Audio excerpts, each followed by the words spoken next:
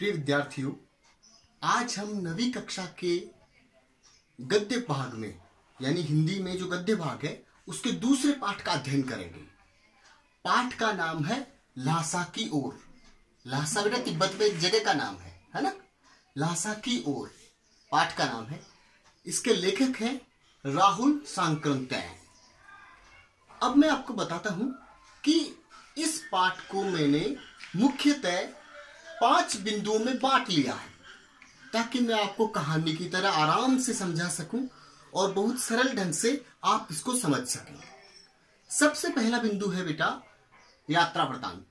उससे पहले मैं थोड़ा आपको लेखक के विषय में बता देता हूं। राहुल सांकृत्यायन है ना, इनकी सबसे बड़ी खास बात यह है कि ये घूमने के बहुत शौकीन रहे हैं।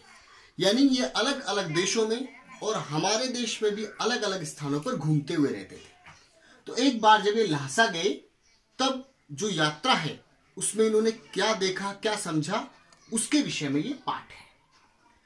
अब पाठ के जो 5 बिंदु है उनमें पहला बिंदु है यात्रा वृतांत।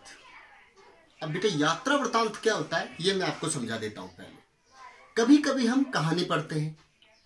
कहानी आप जानते हो, ऐसी घटना जो काल्पनिक हो चाहे वास्तविक, लेकिन उसमें कोई संदेश छुपा हो, वो कहानी होती है। ठीक है। निबंध यानी किसी विषय पर लेखक के अपने विचार। एक होती है जीवनी। जीवनी का मतलब क्या होता है?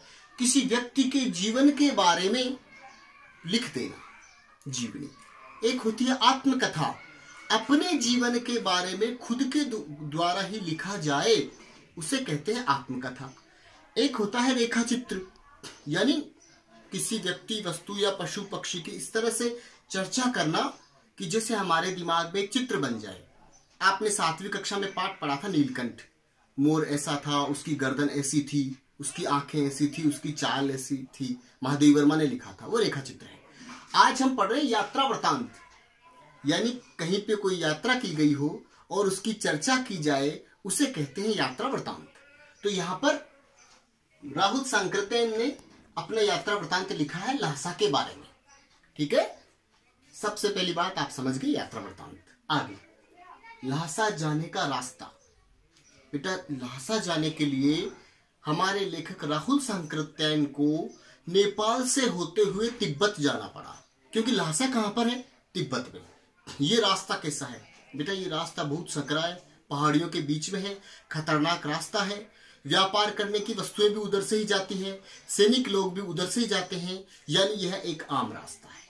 दूसरी बात, यह इतना खतरनाक रास्ता है, इतना सुनसान है कि अगर इस रास्ते में किसी की हत्या भी कर दी जाए तो भी किसी को पता नहीं चले। और इतने दूर दूर घर बने हुए हैं कि कई दिनों तक तो हत्या होने के बाद में पता भी नहीं चलेगा, और पता भी चलेगा तो कई दिन बीत जाएंगे, किसी की हत्या हो गई। रास्ता बड़ा ही दुर्गम और खतरनाक है। बिंदु क्रमांक 3, तिब्बती लोगों का व्यवहार।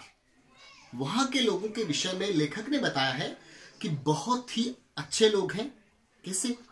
वहां पे एक तो घूंघट प्रथा नहीं है, स्वतंत्र विचारों के लोग हैं और स्वतंत्र मानसिकता है। ठीक है। स्वतंत्र मानसिकता कैसे है इसको स्पष्ट करना पड़ेगा। बेटा अगर कोई चोर उचक्के जैसा व्यक्ति हो उसको तो छोड़ दीजिए, बाकी अगर आप अपरिचित भी है, आप दूसरे देश से भी आए हैं, तो आप अगर यहाँ पे पहुंच करके, तिब्बत पहुंच के किसी के भी घर में जाके बोल सकते हैं चाय पिला दो, वो खुश होके पिलाएंगे। ठीक है। आप खुद भी चाय पत्ती और मक्खन दूध दे सकते हो, चाय बना दो, बना देंगे खुश होके। अगर आपको लगे कि भाई मेरा मक्खन ये बांट नहीं ले, अपनी तरफ थोड़ा रख नहीं ले, आप खुद जा करके उनकी रसोई घर में चाय बना सकते हो। इतनी स्वतंत्र मानसिकता के लोग हैं। ये एक महत्वपूर्ण बिंदु था, तिब्बत के लोगों का व्यवहार। आगे भिखमंगों के वेश में लेखक जो है वो अपने मित्र सुमति के साथ में गया था। ये ध्यान रखना है, उनके मित्र का नाम है सुमति। अब पहले मैं थोड़ा आपको सुमति की तरफ लेके चलता हूं। सुमति बौद्ध धर्म का प्रचारक है। वो हमारे जो लेखक है राहुल सांकृत्यायन, इनका मित्र है। ये दोनों साथ में गए थे। क्यों? राहुल सांकृत्यायन जो है इनका कोई परिचय नहीं है तिब्बत में, और उनके मित्र सुमति का परिचय है, तो इनको कोई दिक्कत नहीं हो, इसलिए वे साथ में गए थे।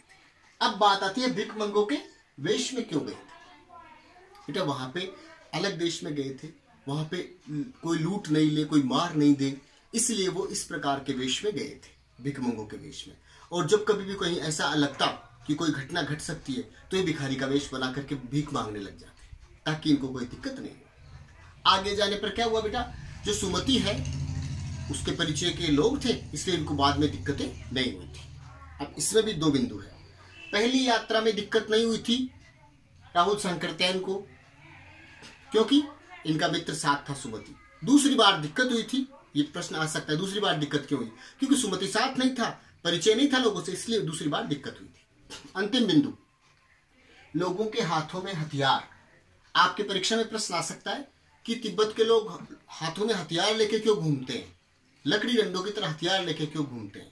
सीधी सी बात है, वहां पर कानून उस समय इतना सख्त नहीं था, इसलिए जैसे हम डंडा लेकर के रास्ते पे घूम सकते हैं, कोई दिक्कत नहीं है, लकड़ी लेकर के, लाठी लेकर के, उसी तरह वहां पर लोग हथियार यानी पिस्तौल या चाकू लेकर के, छुरा लेकर के ऐसे रास्ते पे घूमते रहते थे।